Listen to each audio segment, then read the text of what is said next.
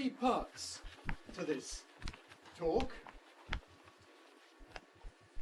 First of all, I want to consider some of the dictionary conventions, the ways that dictionaries abbreviate the material they have so as to condense it into a small space.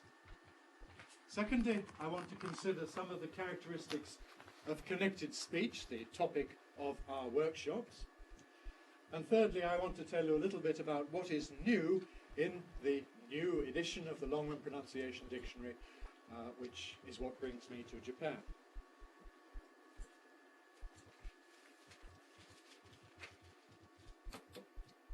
So first of all, what can we say about abbreviatory conventions in a dictionary? Why do we have them? We have them so that we can condense a lot of information into a small space. But this means that you, as the user of a dictionary, have got to be able to unpack the conventions that are included there. You've got to be able to collect the information as it is. Well, I've written out here an example of an entry that contains various kinds of abbreviatory convention. It's the entry for the verb, or for that matter the noun, preserve. First of all, why is there a vertical line after the V, separating the first few letters from the last letter? Well, it's to enable us to include within the entry what are known as run-ons, that is, other forms of the word that can be treated together with the head word. So we've got preserved, preserver, preservers, preserves, preserving. And the convention is that the tilde, the wavy line, recapitulates the material up to the vertical line, but not beyond it. So this supplies us with the correct spelling of preserving, where there is no E, of course, before the ing ending. I think this is obvious. I hope it's obvious to most people. We don't really spell it out in detail, but in my experience, some learners, at any rate, do need to have this explained to them, so it's perhaps worth noting. I also make use of a sloping line, slash, forward slash, in a slightly different sense. This combines the singular preserver and the plural preservers. And of course it means that the pronunciations corresponding to this are for the singular preserver with just a, and for the plural preservers with preservers. Again, I would hope that's obvious and self-evident, but perhaps it needs to be spelled out. Now, all this assumes we're dealing with just a single pronunciation of the word, but in fact we need to cover more than one pronunciation. I have adopted the convention of showing in blue colour the recommended pronunciation. So the learner of English as a foreign language who doesn't want to be bothered with different variants can just concentrate on that main pronunciation. So there it is, preserve.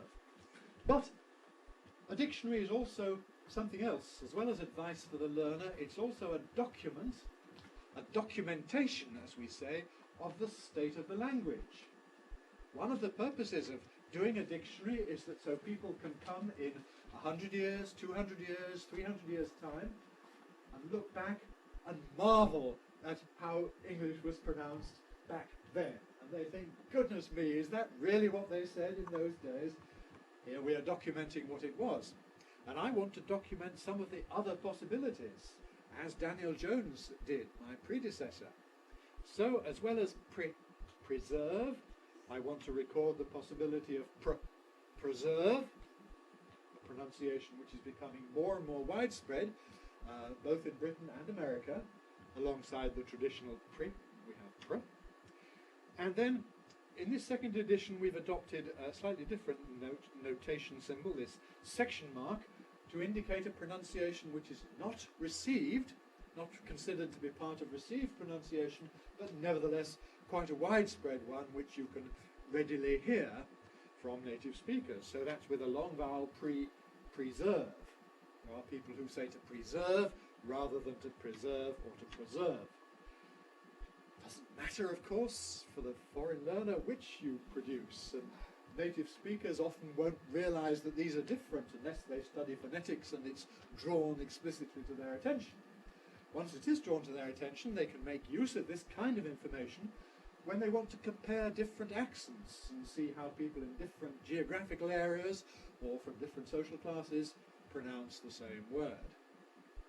What is important for the learner of English as a foreign language, though, comes on the next line. This is the question of British English versus American English.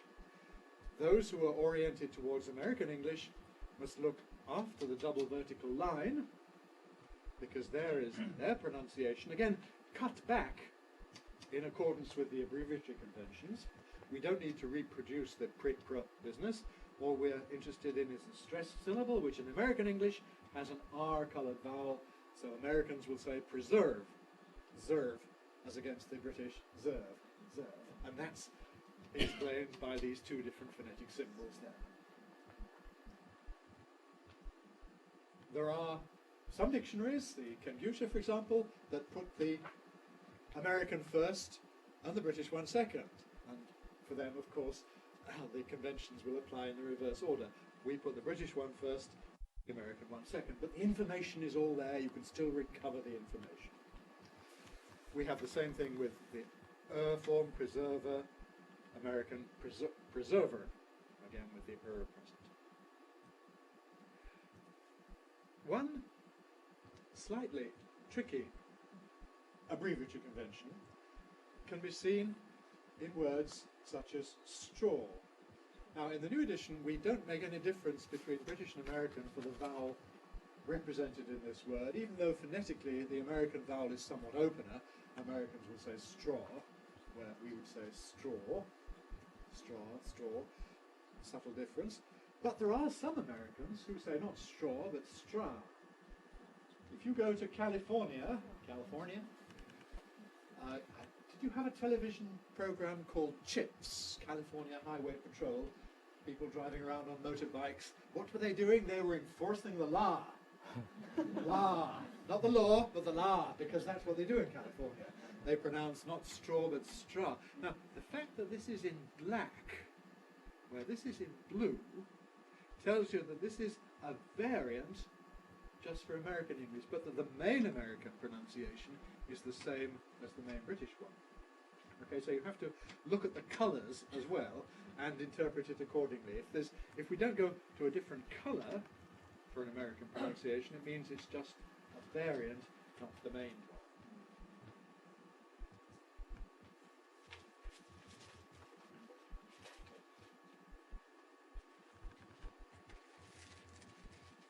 Now, further kinds of abbreviatory conventions. I make use of two kinds of symbolization to show what we call optional sounds. First of all, italicization. In the transcription of the word hinge, the D is sloping, that is in italics. This means that you can optionally omit it. It's quite acceptable, rather than hinge, to say hinge. Hinge, going straight from n to j, hinge. Indeed, I think Japanese people may find it quite difficult to hear the difference between those two possibilities. Here I'm telling you it doesn't matter anyhow, whether it's hinge, affricate, or hinge, fricative, either one or the other. The other optional symbolization that I use is a raised letter, a small letter up in the air. And that indicates the possibility of inserting something, although on the whole we recommend you not to insert it. So here's the transcription of the word total, where we would recommend you to go straight from the T to the L, that is to say total, which implies lateral release of the T, pull, the tongue tips staying in place as we go from T to L, total, just as much as it does in atlas. Well, I know this is a difficult bit of gymnastics, oral gymnastics for Japanese learners. The raised schwa tells you that it's not a disaster if you say total and put a vowel in there. We can still understand it, and there are native speakers who say total, although it's not really considered quite the best RP, or for that matter, the best American English. I haven't shown you the American equivalent here. The American one has a voiced T, the American one is total. But the same thing applies there. You don't normally have a vowel between the second T and the L, you say total. But again, in American English, if you say total with a little vowel in there, it's not a disaster. So, either one or the other. I have this convention of separating syllables by spaces. Another pronunciation dictionary that's been referred to makes use of a dot with the same function. Now, once you indicate syllabification one way or another, you don't need explicitly to show that, for example, an L is syllabic. If, on the other hand, you don't separate syllables by dots or spaces, then it is sometimes necessary to indicate syllabicity. So, when we omit the schwa, and this is a separate syllable, the word is two syllables, total still, and that implies automatically that the L is syllabic. And if you're not showing it in other ways, then you can show it by placing the syllabicity mark underneath. Same sort of convention for the word fence. Now here, you can, if you like, insert a plosive, a T, between the N and the S. That is, rather than fence, you can say fence. And indeed, there are many British and American people who do precisely that, and say fence, dance, or American dance, conscious, instance, rather than the dance, conscience, instance that other people use. Again, it doesn't really matter. This emphasis of a plosive is a possibility, but because those who are phonetically trained can certainly hear the difference, it's worthwhile indicating this explicitly. And it's interesting to note that Daniel Jones, in his early editions of English Pronouncing Dictionary, did not include this possibility, and indeed in one of his forewords discusses it, and there's some comment like that he's aware that this pronunciation exists, but it is not part of the pronunciation spoken by those on whom this dictionary is based. So he's saying really, well, it's those people over there who do it, and nice people who receive pronunciation don't do it. Well, I think times have changed, and one could no longer make that kind of claim nowadays. Indeed, when we were recording the CD-ROM that accompanied the Longman Interactive English Dictionary, and we wanted spoken versions of all these words, we had a team of actors and phoneticians to do this, and it takes a long time, you can imagine, to record 60,000, 70,000 words. You've got to go through it, and each one has got to be done, and the monitor has got to check that the person is saying what the script says exactly. We had problems with some of our actors who couldn't control themselves to avoid inserting the T, and couldn't pronounce fence without it, could only say fence. And it's clear that it's below the level of conscious awareness for many speakers of English. Well, fortunately, as I say, it doesn't matter. We have exactly the same thing in Japan, of course, in Japanese, where, what's the name of your mountain? Is it Fuji or is it Fuji? I don't think it matters whether it's an affricate G or it's a fricative G. And you don't mind, both of them are regarded as, I believe, correct pronunciations.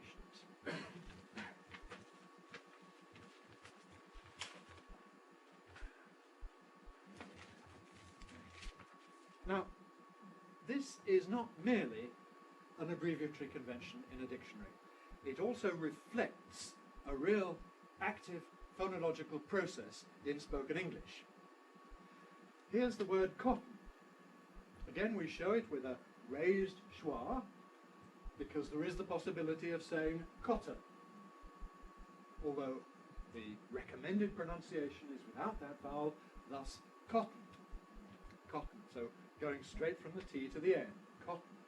We have a process that I call syllabic consonant formation, which says that an underlying sequence of schwa plus N turns into a syllabic N in certain circumstances, one of which is after T at the end of a word, thus producing cotton. But it's not really phonologically distinct from cotton. It's the way we would pronounce in this environment. And we can see this when we compare what happens in connected speech. If we have the words I've got an idea, you can see that got an is like cotton. And just as we normally say cotton, So we would normally say, I've got an idea. I've got an idea. I've got an idea. And I think that's something that you could think about practicing. It's not something I commonly hear from Japanese speakers of English. More usually, gotten, I'll hear an explicit vowel. But for native speakers of English, it seems to me it's just as natural to say I've got an idea as it is to say cotton rather than cotton. So this is one of these processes, phonological processes, that is operating all the time when we speak our language. We don't think about it, but it's going on there. Another example of the same sort of thing, slightly more complicated. In a word such as maddening, well, first of all, yes, we have syllabic consonant formation. It could be maddening, but usually we make it maddening. Now, as I'm saying there, maddening, it's still 3 syllables. Maddening, maddening. But here, because the final syllable is weak, we have a further possibility, namely of reducing the number of syllables, squashing it up from 3 syllables, maddening, into 2 syllables, maddening. It was maddening. Maddening. And that's shown in Longman Pronunciation Dictionary by this compression mark, which again is an abbreviatory convention. It means I don't need to spell out the long form and the short form, but they're implied by this compression mark. It's difficult to answer the question which of these is the right pronunciation. They're both right. They're both correct. They're both used by people. The relationship between them is really a stylistic one. If we're speaking particularly slowly or carefully or using an unfamiliar word, then we would be less likely to compress and we might say maddening. If, on the other hand, we're speaking fast, informally, it's a frequent word, we're more likely to compress and say maddening. But both possibilities are there. Now, what happens in connected speech? In the phrase, I had an impossible task, I think you can see that the phonetic sequence involved is very parallel. So in just the same way, we can make a syllabic consonant. I had an impossible task. I had an impossible task. I had an syllabic consonant. Nasal release of the D. I had an impossible task.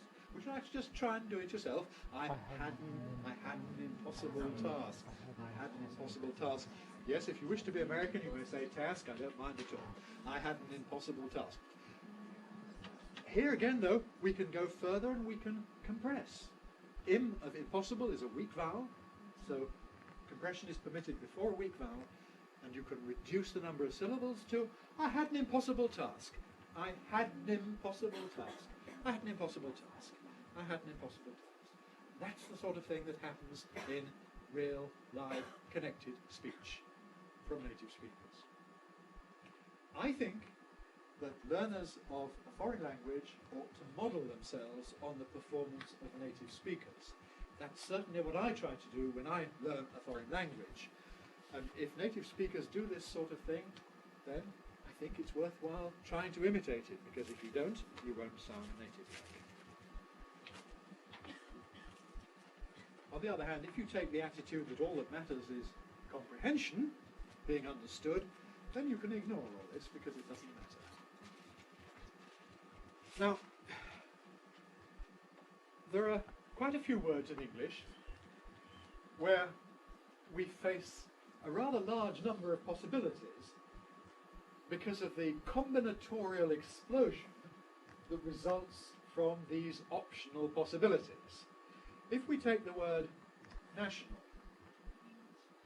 now I write it like this. This is a rather complicated notation. We've got the optional insertion of a schwa there, the optional omission of a schwa here, because that is in italics, and optional compression. If you do your mathematics, you will see that there are 6 different possibilities that result from combining those. It follows automatically. we can have, first of all, the syllabic N. This is the one that applies if we don't insert the schwa, we do keep this schwa, and we don't compress. We get national, national, national. 3 syllables, national, national, national. On the other hand, if we omit the second schwa, going straight from N to L, keeping our tongue tip in place, we get national, national, national. Perhaps not so easy for Japanese learners, but easy for me. National, national. I say that because that's one of the ones that comes most readily to me, to be honest. National. On the other hand, we can also compress, which of course implies that this N is non-syllabic. Then we get national, national, national, national. 2 syllables only. National, national. Or we can do that with a syllabic L, 2 syllables only, then national, national, national, national. Or we can have everything present. Number 5, national, national. Strikes me as a little bit artificial, I don't know, that's perhaps my prejudice. Certainly it's still okay, national. Or the last one, where we have a schwa before the N, but not before the L, national, national, which is perhaps the least likely of these 6. But it's terrible, isn't it? Probably the average learner of English just does not want to know about this sort of thing. On the other hand, the average learner of English will be told by his textbook or his dictionary that this word has 3 syllables, probably national. And that really goes against the facts of the language, because I would guess that most native speakers, most of the time, compress this sort of word into a 2-syllable pronunciation, national, national. It's certainly the case in words like general. Who do I hear saying general? Foreign learners. Who do I hear saying general? Native speakers. Who do I hear saying history? Foreign learners. Who do I hear saying history? Native speakers. There are lots of cases of this compression, but it's very popular among the native speakers. If you can work out the 6 different possibilities for liberal, then you have learned this lesson. I'm not going to spell them out now, but you might like to, if you're getting bored with what I say, work out what the 6 possibilities are for this word, liberal. How do I usually say it? I usually say liberal. You can see which of them that was, but it's certainly 2 syllables. It gets worse. Now, this word. Dictionary. I give 2 different entries, and then another one which is American or non-RP as far as British is concerned. That's easy, dictionary, strong suffix. But most British people have a weak suffix, "-ary." The question is, where do you compress, if you do compress? If everything is present, we have 4 syllables, dictionary, dictionary. But you could compress between the last 2 syllables, giving you dictionary, dictionary, dictionary, dictionary, dictionary. Or you could compress between the 2nd and 3rd syllables, giving dictionary, dictionary, dictionary, dictionary. And those are both possibilities. When you have this kind of a string, it seems to be a matter of personal preference for native speakers. I haven't yet worked out if it corresponds to regional origins or something else. Cautionary is another word that does this. Some people say cautionary tales, others say cautionary tales. Some people speak of a missionary, others speak of a missionary. So there are 2 options for compression.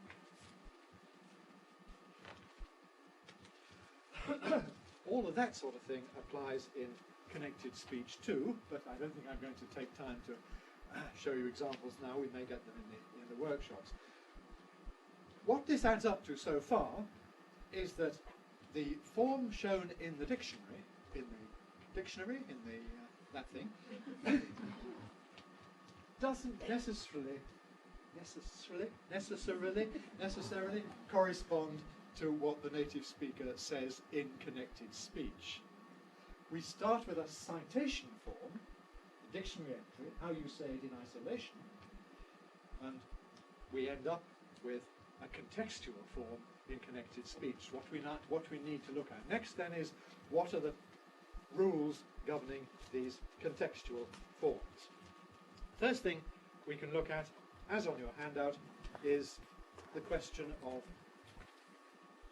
final consonants and initial consonants. Now, final consonants are something very important for Japanese learners of English because you don't really have final consonants in Japanese, with the exception of the nasal. So any word in English or the languages that permit final consonants is going to offer some kind of a problem. A word like good tends to be reinterpreted by Japanese speakers as guddo,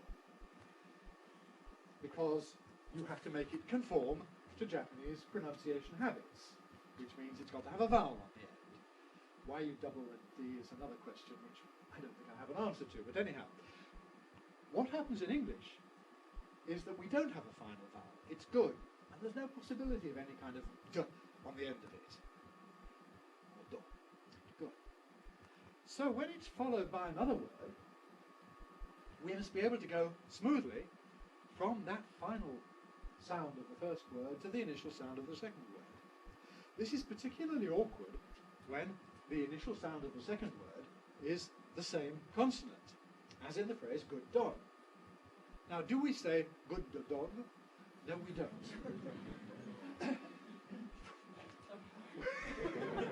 I can see Professor Setter agrees with me. We say good dog, good dog. Actually, that's quite easy for Japanese learners too, because you do have these double geminate consonants. So all you have to do is imitate that, but apply it in the appropriate place in English and say good dog, good dog. Just practice saying that. Good dog, good dog, good dog, good dog, good dog. Okay, so geminate consonants means, if you like, technically that the first of the two consonants has no release and the second one has no approach. We end up with a single long plosive. Good dog. Good dog.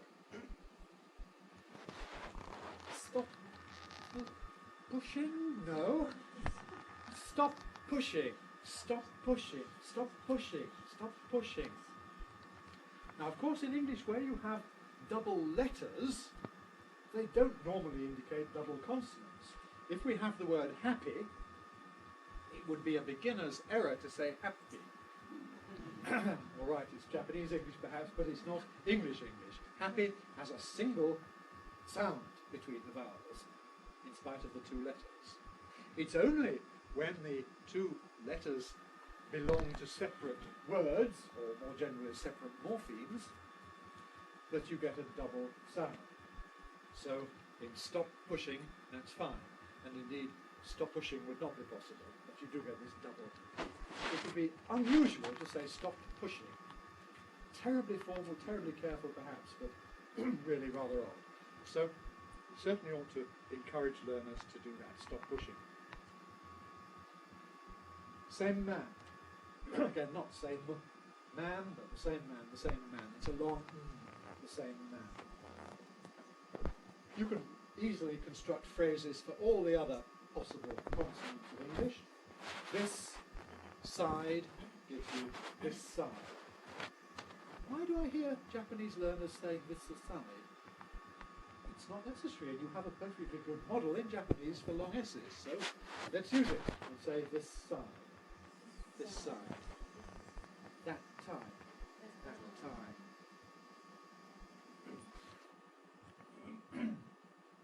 Sometimes we have the same place of consonant, but a change in voicing. A change from voiced to voiceless, for example.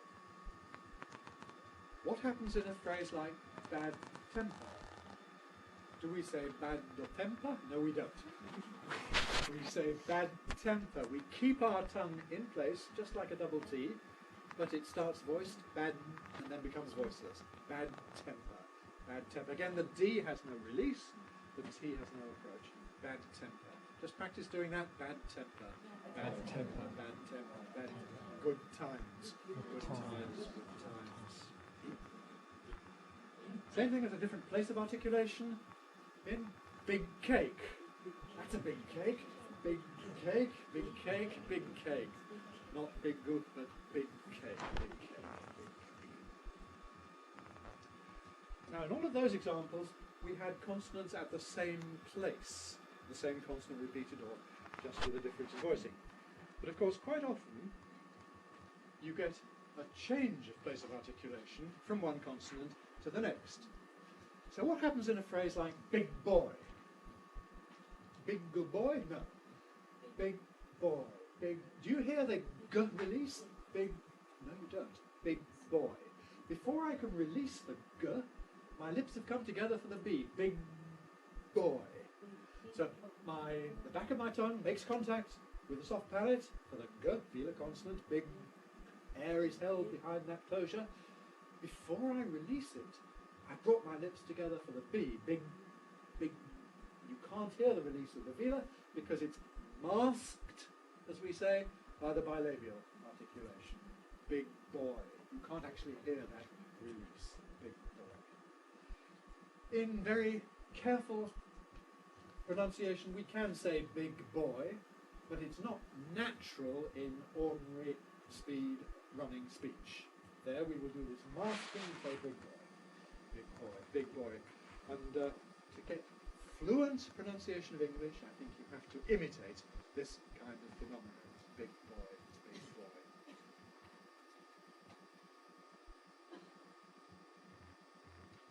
Stop talking. Stop talking. What happens here? Well, again, we've got two successive plosives, one at the end of the first word, one at the beginning of the second word. We make the first one, stop. Now, while my lips are together, I do what I have to do with my tongue to make the T. But you can't hear that because the lips are together. Stop. By the time I open my lips, the air is held behind my tongue tip articulation. So you don't hear a p noise because there's no air pressure behind it. Stop talking. You don't hear any noise really until I release the T. So again, we have this masking effect. The first plosive is masked by the second. Stop talking. And the experimentalists looking at spectrograms will tell us that they will see the formant transition on the O for the bilabial, and then they'll see the formant transition for the T onto the O vowel in the second bit. But there's no separate release burst of the P, and there's no separate onset for the T. Stop talking, stop talking, stop talking. Real life is actually even more complicated than that, in that many speakers also do a glottal stop at the same time as all of this is going on. So they say, stop talking, and the air pressure is actually held behind the glottal closure rather than the bilabial one. But I think we can ignore that. What do you like doing? What do you like doing? Like doing, like doing. Again, we've got a plosive at the end of like, followed by a plosive at the beginning of doing. And we're going to get the same effect of masking. In slow, careful speech, you can say like doing. But at ordinary speed, it's more likely to be like doing. What you like doing. What you like doing. So again, we've got to have the velar closure made like. Then, while it's held, you do what you do with your tongue tip for the D, like. Voicing starts, velar release you can't hear, duh, that's what we hear. We hear the release of the D, like doing. You can't possibly think about it at natural speed, it's too complicated. So you've got to drill yourself into performing these actions without thinking about them. And that's what things like pronunciation drills are actually useful for, in automating, making automatic these kinds of complicated movements that we need to be able to do. Well, that was masked release, sequences of plosives. Those of you who have studied English phonetics will know the various other kinds of special release that we have. Bad news. Now, what happens there with the word bad?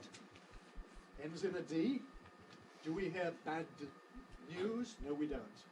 we get bad news, bad news, bad news. The tongue stays in place from D to N. Bad news. Bad news. On the handout, I see we have good news. Well, it comes to the same thing. In each case, we have nasal release. We make the plosive, the alveolar plosive, the D, bad. While we keep our tongue in place, we move the soft palate, which means the air can then escape through the nose, turning the D into an N. But the change from D to N consists just in the movement of the soft palate, nothing else. Nasal release. Good news, bad news, good news.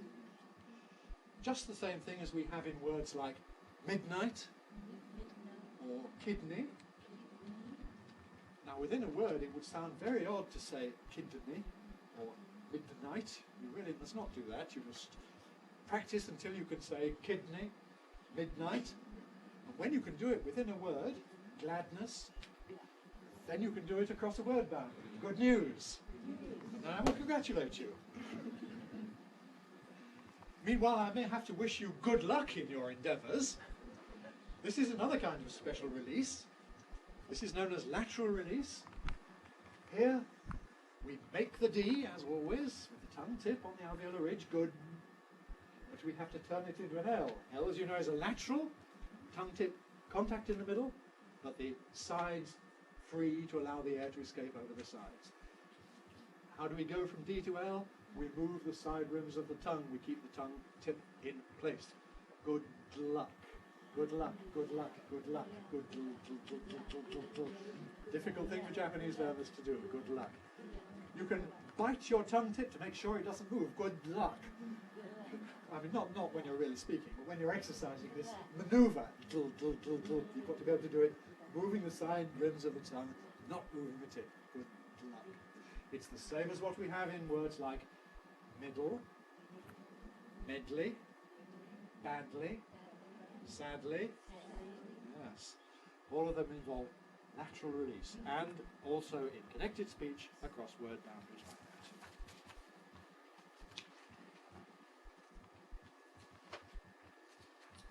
that. Well, we turn now 2.2 on the handout to the matter of elision, first of all.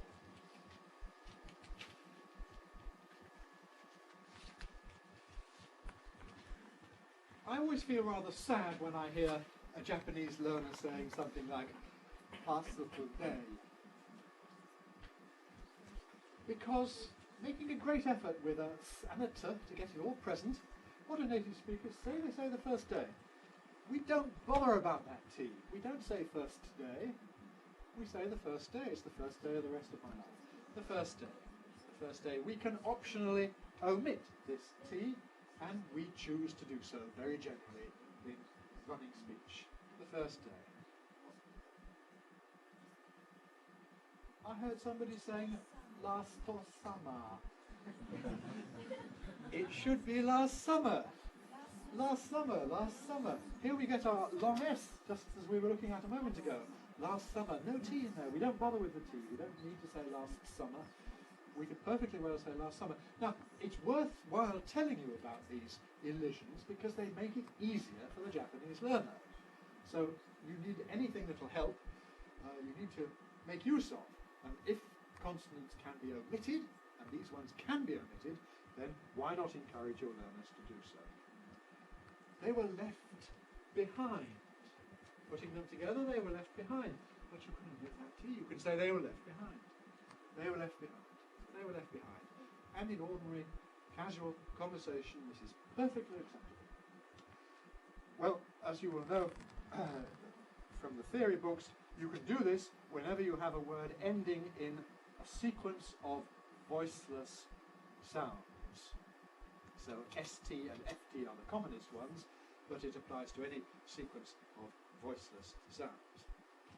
You can also do it with a sequence of voiced sounds. These are the circumstances when you can omit T or D. So in stand plus back, we've got a voiced sequence in stand, and we can omit the D, we can say stand back. Stand back, stand back, stand back, stand back. if that's easier than stand back, why not say it? You can also, of course, by the way, assimilate this N and then say stand back. Even easier. However, when must you not elide? Well, you must not elide if the two consonants differ in voicing. So if the first one is voiced and the second one isn't, then you mustn't omit it. So in a phrase like sent back, they were sent back, what can we do here? Can we omit it entirely? They were sent back? No, that doesn't sound right. There are things we can do. The one that I'm beginning to recommend more and more is to use a glottal stop, if you can pronounce a glottal stop. Now, a glottal stop, you'll remember, is the sound between the vowels there, made in the throat, made in the glottis, by bringing the vocal folds firmly together for a moment.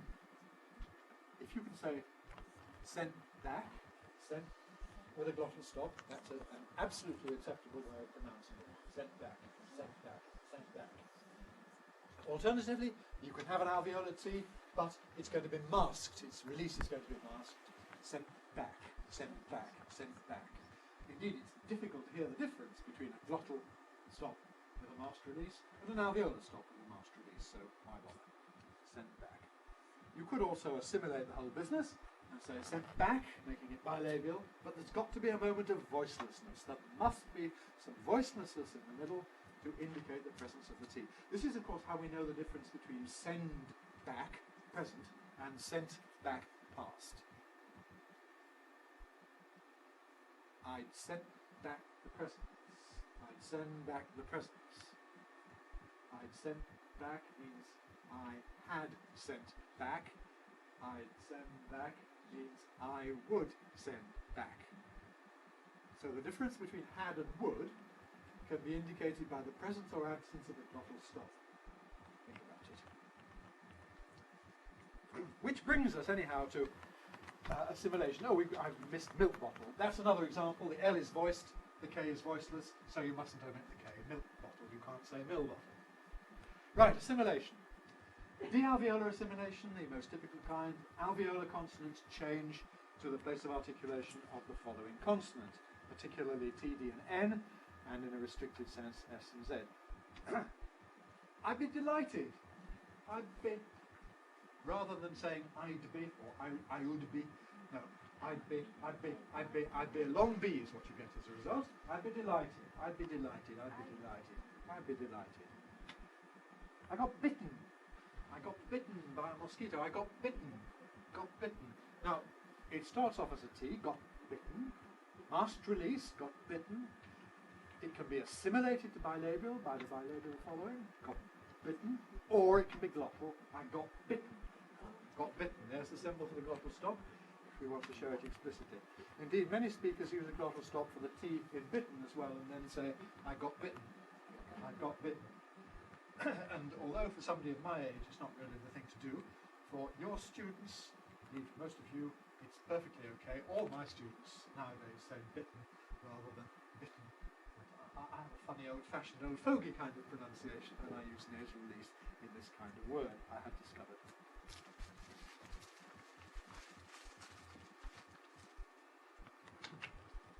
On the handout, we've got some more processes, which I haven't made overheads for. 2.2, the last example there is the business of linking R. I expect you know about this. So if we have a word far, followed by another one away, we say it was far away. Far away, far away, far away. Not obligatory. It's also acceptable to say far away. Most people on the whole do it in this kind of environment most of the time, so it's probably worth cultivating the ability yourself to switch between presence and absence of that R. 1, 2, 3, 4.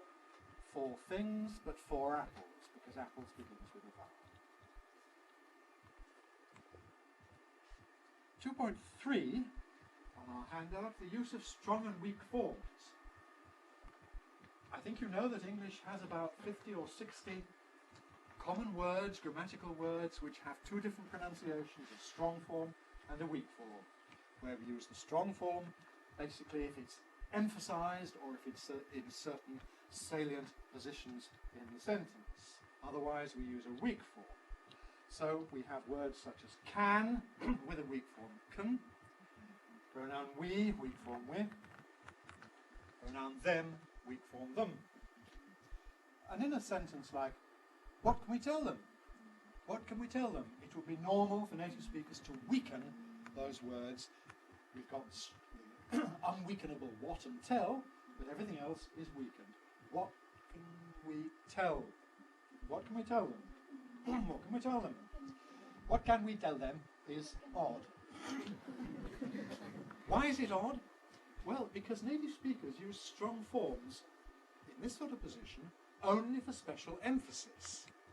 If you say, what can we tell them, I think you're emphasizing them, drawing the difference between telling them and telling somebody else. And if that's not part of your meaning, you're misleading if you use a strong form. That's the danger about inappropriate strong forms. What can we tell them? If you use strong can, now we've got a positive and a negative. Can, cannot. Cannot has the usual contraction can't, or it's worse in American English, can't. If I hear a strong vowel, what can we tell them? Because I expect a weak form for the positive, the presence of a strong vowel makes me suspect that it's negative. And particularly in American English, I will tend to hear a negative there, and I'm mishearing what you're saying. I'm hearing not instead of yes. So again, it's a bit dangerous to use strong forms where native speakers would use weak ones. Well, we'll have some examples of those, I'm sure, in the dialogues that we do in our practical sessions. Next point, 2.4, is stress shift. This is something that really applies only in connected speech. Nevertheless, I've chosen to indicate it explicitly in the pronunciation dictionary. There are lots of words in English that have more than one stress. You may think of a word such as Japanese as stressed on the final syllable, needs, which indeed it is in its citation form. But a very general rule in English is no word can begin with two unstressed syllables. We cannot tolerate two unstressed syllables in the citation form of a word at the beginning. So we have another stress, secondary stress if you like, on the Jap syllable. And it's Japanese. It's got two beats, Japanese. And the important point about stress shift is that when we have another word with a stress following immediately afterwards, we then tend to alter the balance of power between these two stresses so that the first one sounds stronger than the second one. And we get, for example, Japanese people, the Japanese language, Japanese customs. But, yes, she's Japanese. So it all depends on the position in the sentence which one you get. There are thousands of words, tens of thousands of words in English like this. And it's something that we do all the time as native speakers without thinking about it. Academic. Stress on the demic. It's purely academic. But we defend academic freedom. Academic freedom. We observe academic terms. Sometimes we wear academic dress. Always there, you can hear this apparent stress, academic. All the teen numerals work like this. 19. How many have you got? I've got 19. How old is she? 19. Teen is the main stress, but this is a double stressed word. 19. So, what year did such and such a thing happen? In 1960. 1960. We really never ever say 1960. It sounds wrong. That's an absolute indicator of foreign learner of English. 1960. No, 1960. 1960. Norigo Hattori was speaking about our master's course. I've just been correcting or marking the examinations sat by this year's master's students. I was so annoyed because we had a word in the transcription which was unimpressive. Now this has got to be a double stressed word. Did any of them mark it double stressed? No, they all marked it single stressed, unimpressive. But it's not unimpressive, it's unimpressive. It's got two stresses, it's got to have, because it's got two syllables at the beginning before we get to the main stress. Unimpressive, and we see this, of course, immediately we put it in front of a noun such as answer, we get an unimpressive answer. An unimpressive answer. We do not get an unimpressive answer. Those of you who are into phonology will perhaps know this under the name iambic reversal, and that's great fun for phonologists to draw trees and swap things around and so on, but it's also very important practically for anybody trying to speak English well. Now, what do I mean in the dictionary by putting stress marks in brackets? Here are two examples of words where I've done this. The word antique and the word unfriendly. Now, there's no question the main stress is on teak and on friend in the basic form of these words. Well, the question is whether or not there's a stress on the first syllable, a secondary stress. How can we detect for certain whether there is or not? Well, we maneuver it into a position where stress shift would occur. So, for example, if we have a chair, and it's a something chair, we get native speakers to say what it is. Some of them will say, oh, it's an antique chair. Others will say, it's an antique chair. In other words, some native speakers seem to have no stress there. They say an antique chair. But others, too, because they stress shift and say an antique chair. And that really seems to be something that different people react differently to. I suppose on the whole we have no evidence when we hear antique as to which way it is. We've got to store one of them in our mental lexicon. Some people choose to store it one way, others store it the other. Likewise with unfriendly. We put attitude after it. Some people say an unfriendly attitude. Other people say an unfriendly attitude. And that's why I show it like that. This stress shift business, though, does also enter into language change, I'm convinced. Consider London's first airport. Where was that built? Well, at a village called Heathrow. That was a word with final stress. Probably though a double-stressed word. It's, after all, consists of two morphemes. Heathrow. What happens when we follow it with airport? Words that indicate places often get double stress in the resultant compound, so you get Heathrow Airport. But do you get Heathrow Airport? No, you don't. You get Heathrow Airport because of stress shift. Heathrow Airport. Now we get all these Americans who fly into Heathrow Airport, and they think that's at a place called Heathrow. We don't call it Heathrow. We call it Heathrow. But you can see why the Americans would think it's Heathrow, because that's what they've recovered out of Heathrow Airport. We've all of us done this in various words. Another one where the Brits seem to vary, but the Americans are pretty sure, is the capital city in Central America, whose Spanish name is Panama. Spanish Panama has final stress. All right, we turn it into English vowels, we get Panama. Final stress. What do Americans mostly say? Panama. Why? Because of the Panama Canal, or a Panama hat. Panama double stress, stress shift, Panama hat. Panama Canal, Panama City. And from that you then recover Panama. We do it with foreign names very readily. We, in English, we stress Yokohama. Anglicised, the stress is on the harm, Yokohama. But it has a harbour, which is called Yokohama Harbour. And there we get stress shift, because it seems to us to be the right thing to do. Okay, back to the written handout again. We might have to speed up a bit. 2.5, intonation. There's lots and lots to talk about in intonation, so much that most people really give up on trying to teach it or learn it. But there are some things that I think are useful and definitely worth teaching, and one of those is the question of the location of the nucleus, the place of the nucleus, or as it's sometimes called, the tonicity. And one very important principle there that it seems to me is not widely understood in Japan is that you must not place the nucleus on repeated items. You mustn't have it successively on the same word twice. again, going by the example of my master's students doing their MA phonetics, they were doing presentations. Everybody has to stand up and talk for 15 minutes on some phonetic subject to give them practice in speaking in front of an audience, which, as you know, is very frightening and difficult to do if you haven't done it before.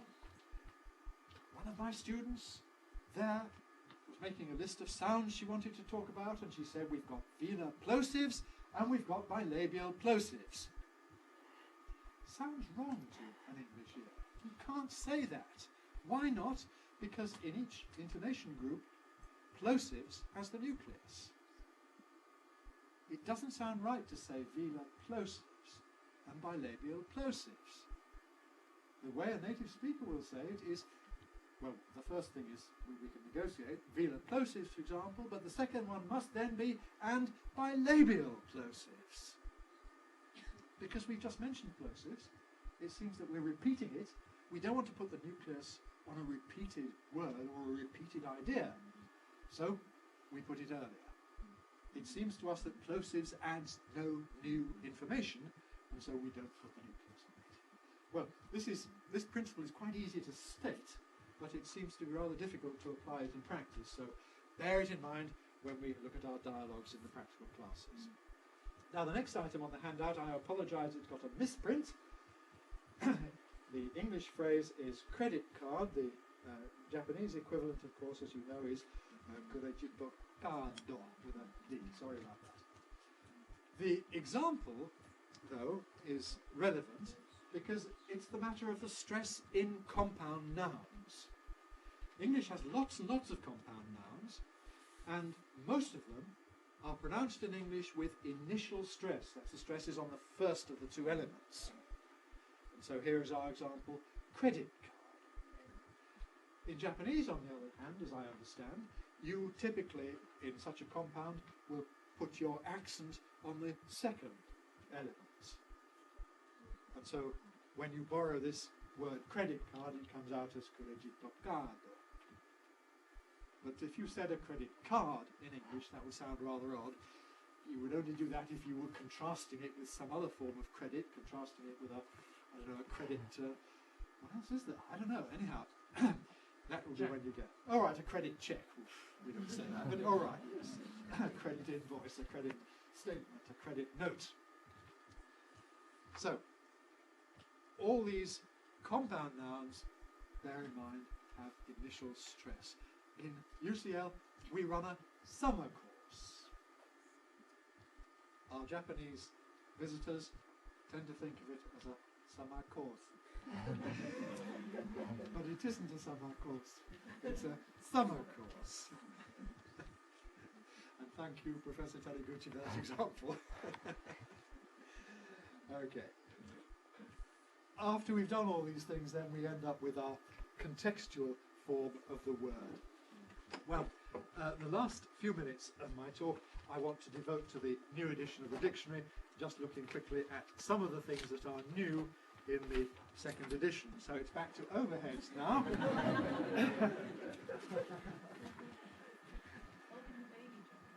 Well, yes, we had a press launch in Dublin at the IATEFL conference, and I suddenly realised we hadn't got a photograph for that, so this is posed actually in my hotel room, and that's why the picture is behind. Right, so what's new? One very important thing is 5,000 new entries, so lots more material. These are, well, new words, new technical terms, and in particular new proper names. Some of them are, the trouble about having PowerPoint on your computer is you start playing with it and doing this word art and so on, which is great fun, but wastes a lot of time. So here are some of these new words. Do you know what ciabatta is? No, there it is. It's a new word in English. Unfortunately, a pronunciation dictionary won't tell you what it is, but just tell you that we know it and use it. It's a kind of bread, an Italian kind of bread made with olive oil, and it's very fashionable now in England. A cash point is where you get your money out of the wall, cash machine. A website, I think you do know. Pancreatitis is a disease. Ethernet is something to do with computers and linking them up. The rest of them, I think, are place names here. Charlottesville in America, Wallerawang in Australia, and Xiamen in China. I've made a particular effort, in fact, with Australian place names and Chinese place names and proper names, because these were rather poorly represented before. Also other words, including those borrowed from foreign languages, and here is your own most recent loan word from Japanese into English. As often with foreign words, I do tell you how it is pronounced in the original language, which you already know, of course, but other people don't. So here they discover that in Japanese it's called karaoke. But what is it in English? It's karaoke. You notice it has two stresses. Why has it got two stresses? Because it's got to. Karaoke. So if we have a karaoke session, that's a compound, that's fine. But if we have karaoke singing, and we're going to stress the singing, then you get stress shift karaoke singing. This is another word from German. German is Bergschrund. Anglicized it becomes Bergschrund, or in American English, Bergschrund. Those of you who are phoneticians will, of course, be very anxious to know, have I changed the transcription at all? Well, there are some very minor changes, really reacting to people's criticisms of the first edition. People didn't like the fact that I used a special symbol for American or. So in the first edition we've got thought British, thought American, where we decided to follow the Americans, in fact, in using the same symbol for both of them, and you just have to apply the different conventions as you do with various other vowels where they're not quite the same. You know, American dress is somewhat opener and more central than British dress. American hat to wear is not quite the same as British hat, but you just interpret the symbols differently. So that means that we write them now in a more simplified way. And we no longer make the difference that we used to in American English between ordinary or and or before are. Another change, reacting to people's comments, is that I've abandoned the special symbol for tertiary stress. So in a phrase like washing machine, I used to show this with a little circle for the tertiary stress in machine, washing machine. But it's perfectly unambiguous to use the secondary stress mark, and so I've reverted to doing that, washing machine. The other place where I used tertiary stress was in these long words that have 3 or occasionally even 4 stresses, interchangeability. Now the general principle of stress organization is if you have 1, 2, 3, the one in the middle is the weakest, the one at the end is the strongest, then the one at the beginning. And that's what I showed therefore as tertiary stress on the change. But again, the information is recoverable without explicitly using a separate mark, so interchangeability. My patented phrase to have all different levels of stress and vowel strength is the Eurovision Song Contest, where previously we stress marked it like that, Eurovision Song Contest. And now we've simplified it into this notation, Eurovision Song Contest. Notice that Americans and others who claim that every vowel with a strong quality must therefore be stressed are faced with a difficulty in this kind of phrase, because they're going to have to put a stress mark on test as well. Whereas we know that in fact that word retains its pattern contest, strong, weak, even when the whole thing is downgraded into this position after song contest.